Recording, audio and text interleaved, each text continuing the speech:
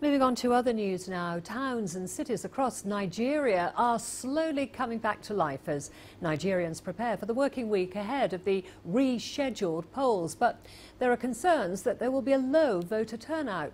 Political parties are, however, urging their supporters to turn up in large numbers and vote on February the 23rd. CGTN's Robert Nagila reports now that there are still many questions surrounding the new poll date. 2 days after the postponement of Nigeria's elections, like many parts of the country, life is slowly returning to Lagos. Many of the city's residents had traveled to their rural homes to vote. Schools closed, businesses shut. A process that will have to be repeated in a week's time when the election is held on the 23rd of February. The two main contenders, President Muhammadu Buhari and former Vice President Abubakar Atiku, have both condemned the election delay. The Electoral Commission says the delay was necessary due to logistical challenges. On my behalf as chairman and on behalf of the commissioners, we regret what happened yesterday. Initial disbelief has now turned to frustration, and there is concern that voter turnout will be affected. Me? I'm not ready. I'm not ready to go anywhere. Had the voting exercise taken place on Saturday, focus would now have shifted to the tallying center in Abuja.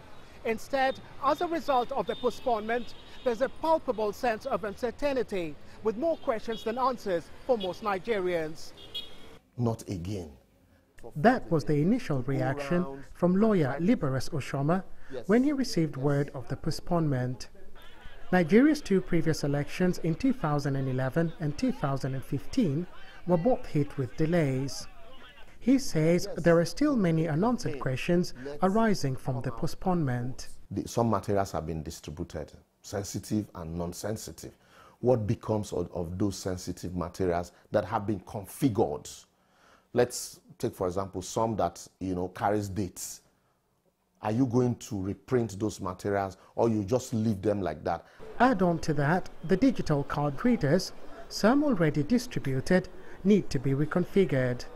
And in some polling stations, voters' names have yet to be displayed as required by law. What happened will definitely discourage a lot of people from even participating. Some people not just traveling, they had to go sleep in places where they registered.